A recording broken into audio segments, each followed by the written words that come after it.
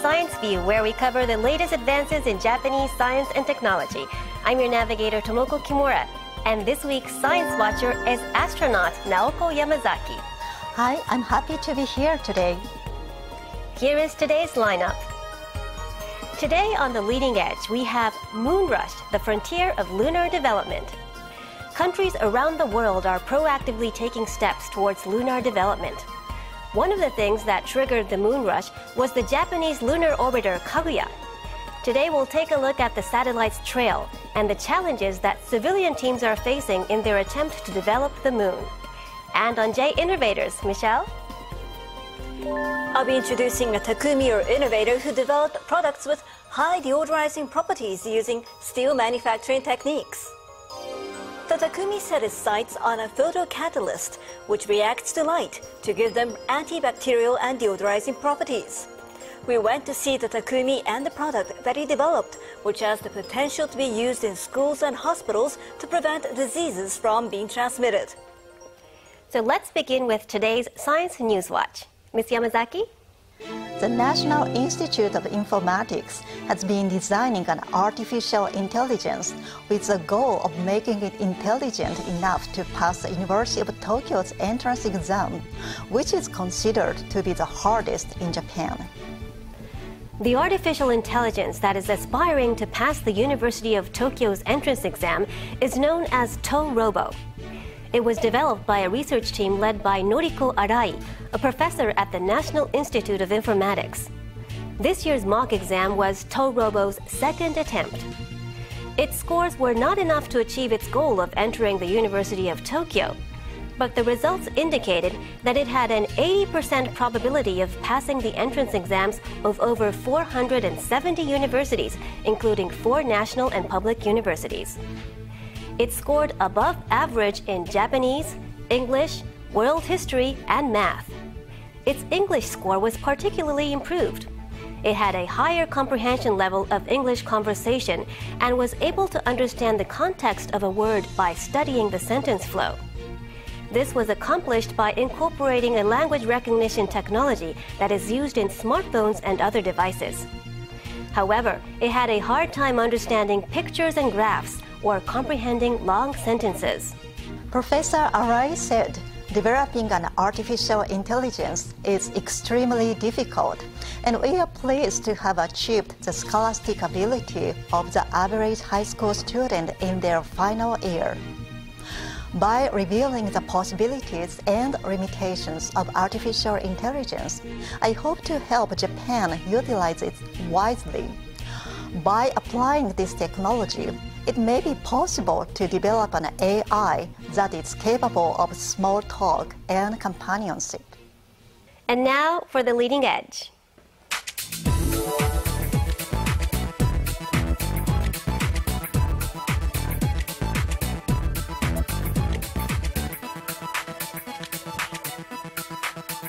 Today's theme is about the front lines of lunar development.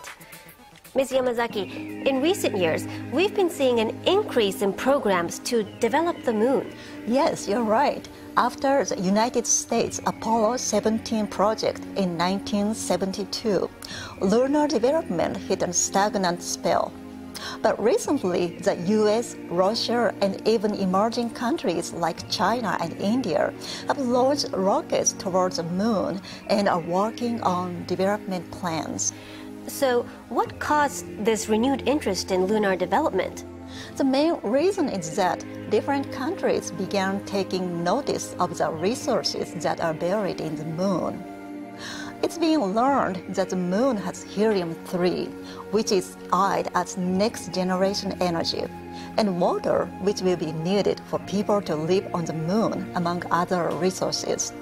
And one reason lunar resources began gaining global interest was because of the achievements of a lunar orbiting satellite that Japan developed called Kaguya. Let's see what Kaguya's lunar mission involved. Take a look at this. Japan's lunar orbiting satellite Kaguya was launched in 2007. It was a high-tech machine equipped with 14 measurement instruments. It was the first full-fledged lunar exploration project since the Apollo program. The mission assigned to Kaguya was to learn as much about the moon as possible. One of its biggest achievements was recording the world's first images of the moon's surface using a high-definition camera. The incredibly clear images showed the moon as it had never been seen before.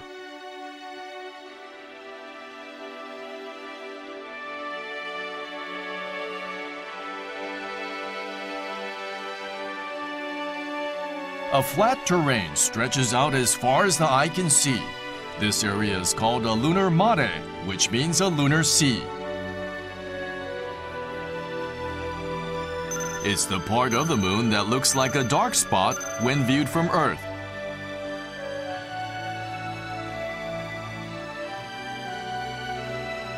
Kaguya also conducted a detailed study of the far side of the moon. In sharp contrast with the near side of the moon, the far side is covered with rugged terrain. The elevation difference reaches a couple thousand meters, and it's literally the Grand Canyon of the moon. This valuable footage was taken by Kaguya towards the end of its 380,000-kilometer journey. This piece has been titled Earthrise.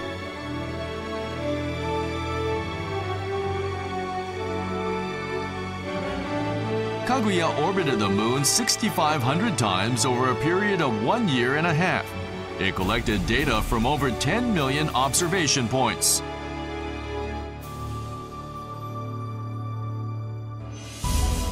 The accurate topographic map of the moon that it created was particularly groundbreaking. This was accomplished with a terrain camera. Two cameras pointed in different directions would take a picture of a certain spot from both the front and back.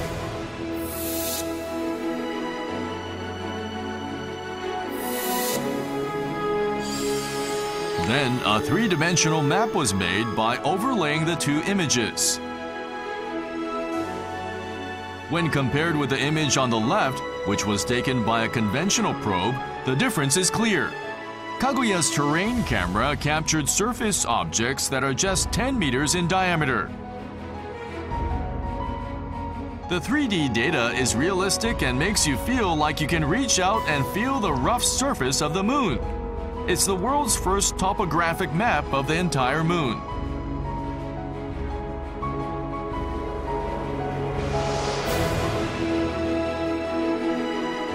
Kaguya provided an accurate look at the moon's shape. It showed us that rather than being a smooth sphere, it has a complex shape. Of the topographic data that Kaguya gathered, certain areas attracted the most global attention. They were the North Pole and South Pole. The polar regions of the moon were regarded as vital areas for lunar development. Within the craters at the South Pole are spots that never receive sunlight. They're called permanent shadows. It's believed that the temperature within these places is a constant minus 160 degrees. Kaguya detected numerous permanent shadows near the South Pole. The many discoveries that Kaguya made ignited the desire for lunar development in countries around the world. Let's take another look at the permanent shadows that Kaguya discovered. This is a diagram of the permanent shadows based on data collected by Kaguya. The black parts are permanent shadows. They sort of resemble holes. 2 years after Kaguya's exploration, the US sent an observation satellite called L-CROSS to the moon to study the permanent shadows further, and it discovered large amounts of water. Yes, I remember the news. The discovery was aided by Kaguya's images. And the further analysis of the data that Kaguya gathered indicated that there could be long tunnels or lava tubes underground. Lava tubes? Yes, they were formed during lava flows long ago. Unlike the surface of the moon, which has drastic temperature changes, the lava tubes are believed to maintain a steady temperature. Because it has a stable environment and can also provide protection from radiation and meteorites, the lava tubes are considered the best locations for lunar bases. I see. These discoveries bring the dream of living on the moon much closer. So, to sum it up, Kaguya's extensive study of the moon led to the discovery of resources, and it's heightening the possibility of living on the moon someday. That's quite an achievement. Yes, by the way, did you know that there is a very interesting prize competition going on related to lunar development? It's organized by a private foundation in the US, but a Japanese researcher is taking part in the race. Here's a video that shows more about it. Take a look. A desert spreads out at the base of Hawaii's Mount Mauna Kea. Preparations for a certain experiment are underway. They will be test driving a lunar exploration rover called Moonraker. Developer Kazuya Yoshida is currently participating in a prize competition.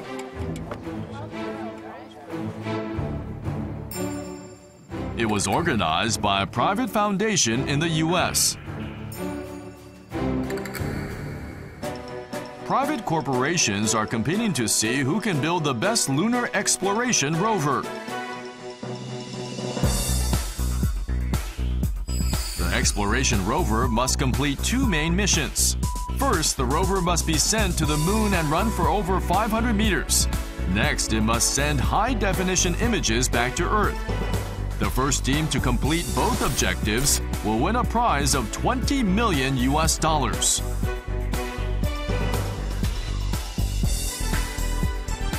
And there are extra bonuses.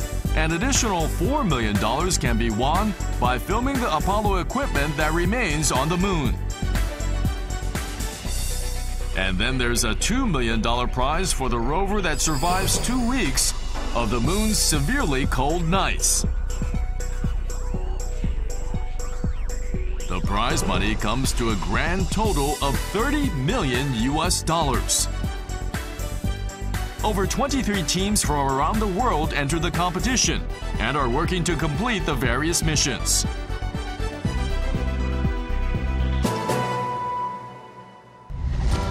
The key lies in overcoming the moon's unique environment. For example, the surface of the moon is covered by extremely fine sand. It crumbles easily and gave past astronauts a hard time.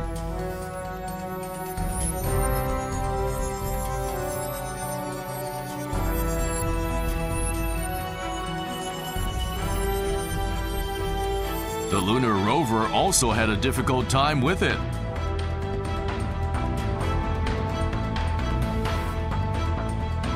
The desert that Yoshida and his team are conducting the experiment in has sand similar to that on the moon and was used as a training site during the Apollo program. The experiment has begun. The wheels are big and are designed to keep the rover from sinking into the sand with its own weight. The bits on the edges allow it to grip the sand firmly and move forward.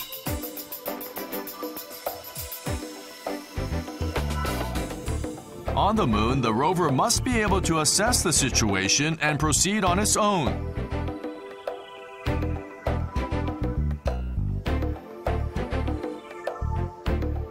The camera mounted on top gives it a 360-degree view, allowing it to confirm its surroundings as it moves. Here are images that the camera filmed. As you can see, it provides a clear view of the area around it. Climbing slopes is the biggest challenge.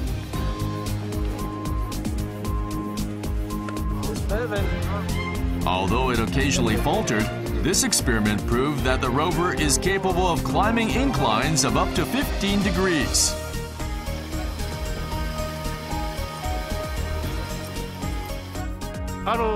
I'm very confident about the rover. The experiment we held here today boosted my confidence even further. But the rover isn't the only important thing.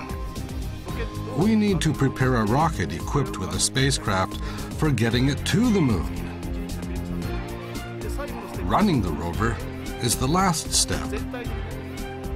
We need to consider the whole process, and there are still a lot of issues to work out. The challenge has only just begun. Yoshida and his team will continue to develop an experiment with the new rover. So, a privately owned foundation is organizing a prize race for lunar exploration. This is exciting. Yes, the time limit for this race is December 31st, 2015. There are many teams from around the world, like the US, Europe, and other countries, as well as one team from Japan. You know, because so much goes into launching a probe, landing it on the moon, and using it for exploration missions, I used to think that it was too big of an undertaking for private corporations. But that's not the case now, and the moon seems more accessible and familiar. Yes, there is a corporation in Japan with plans to make a hotel in space, and they are currently working on some incredible lunar utilization plans as well. A hotel in outer space. That sounds like something from a sci-fi movie. This video will explain more about the plan. Please take a look. This is a major construction company in Tokyo. The company is looking forward to the space age and working on the concept of a space hotel.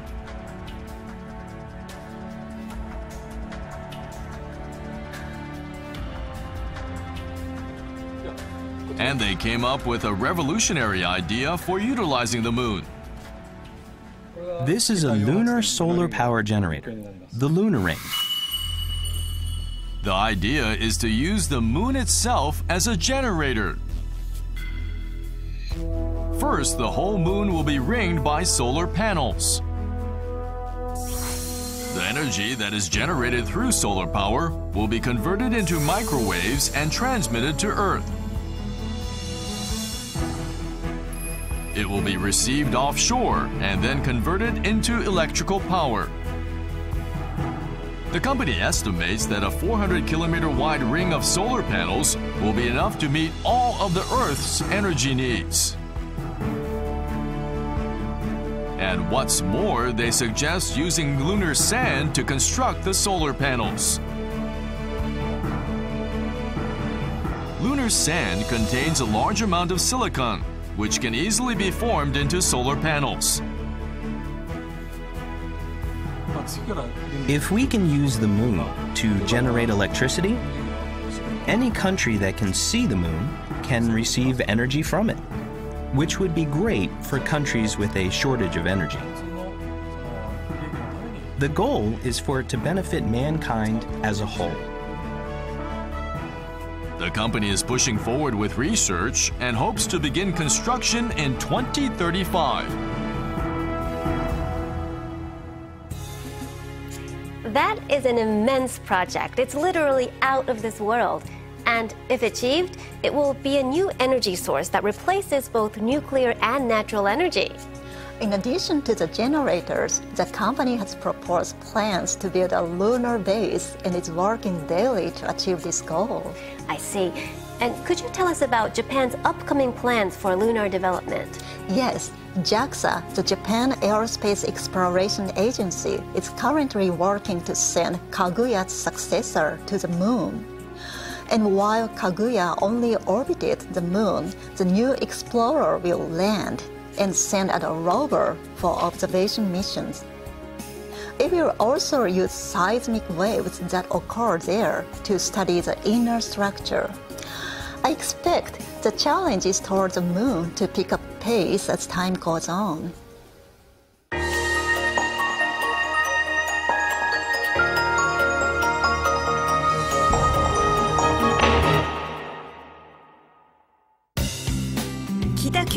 city, Fukuoka Prefecture. The city has historically been an area that flourished in the steel and iron industry and making precision machines. Hi, I'm Michelle. I'm in Kitakyushu City, Fukuoka Prefecture. The city is known for its active steel industry. The Takumi, or innovator I'm going to introduce to you today, has used this steel industry technology in a unique way to create a new product. Let's go and find out. The company that I visited mainly makes rollers that are used in metal processing.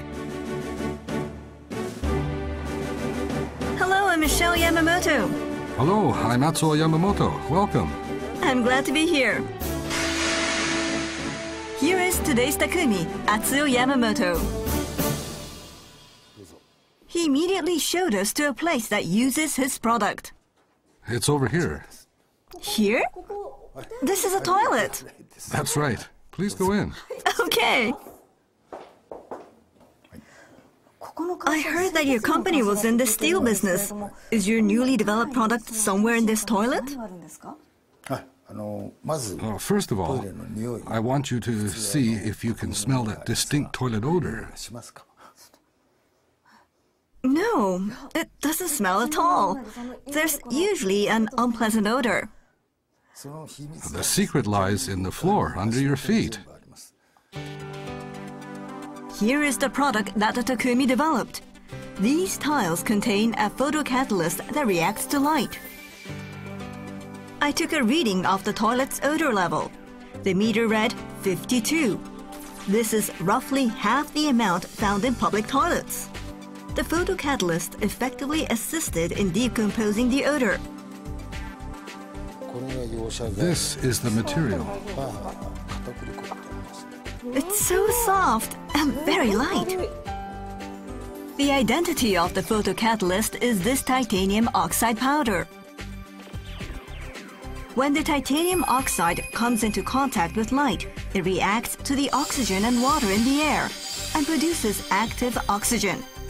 It's this active oxygen that decomposes odor sources like ammonia. On top of that, it also kills E. coli bacteria and influenza viruses.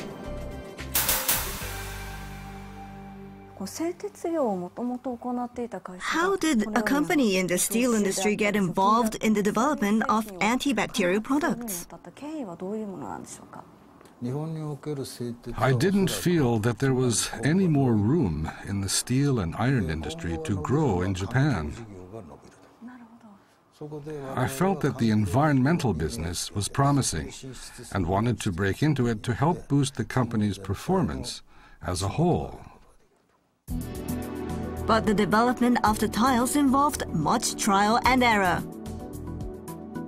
To fix the photocatalyst agent onto the tiles, they first tried mixing it with glue.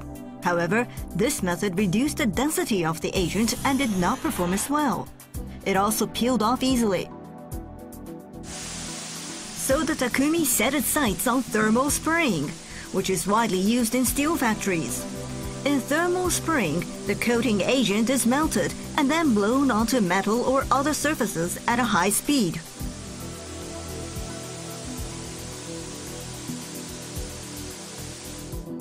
But the technique could not be used without making changes. This is because heating the photocatalyst to 2000 degrees would cause it to lose its photocatalytic function.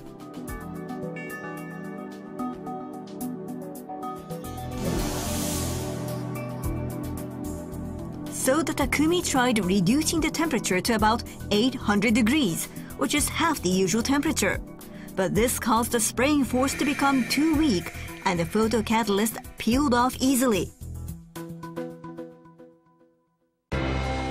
It took the Takumi 10 years to develop a thermal spraying device specifically for the photocatalyst agent. Here it is.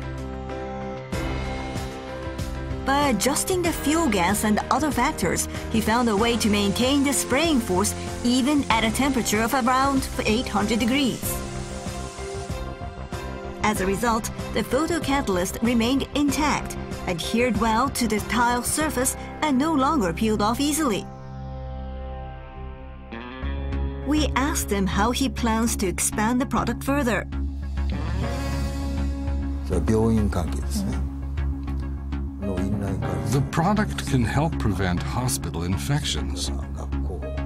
So I want to introduce it to hospitals, schools, and other places. Do you have any big hopes or dreams? I want the product to be used in outer space. For example, in space stations, where conditions aren't the best. So, this is it. Well, to tell you the truth, odor is a problem in a space station, so this will be useful. We conventionally use air filters that need to be replaced periodically, but this technology would be maintenance-free. Yes, so someday it might be used in space, and I hope to see them used around us as well. The product that we saw today was introduced to a university's pig house and is being tested to see whether it's effective in preventing foot and mouth disease. In the laboratory test, it successfully repelled 99% of disease germs and viruses. Also, the company is currently developing a giant deodorizing device for managing the exhaust air and odors that are emitted from factories and sewage treatment plants. The device will greatly reduce costs. I'm surprised that still manufacturing technology was used to develop life science products. They use a technique from a different field to create a completely new product. It showed how creativity and flexibility play a part in Japan's manufacturing. Thank you very much, Michelle. Ms. Yamazaki, how would you wrap up today's program? Today, we covered the current state of lunar development and its future potential. Right now, countries around the world are racing to develop space technology, and the competition will only heat up as time goes by. I look forward to seeing what role Japan will play in lunar development and what new achievements will be accomplished. Thank you, Ms. Yamazaki. And that's all for Science View. See you next time.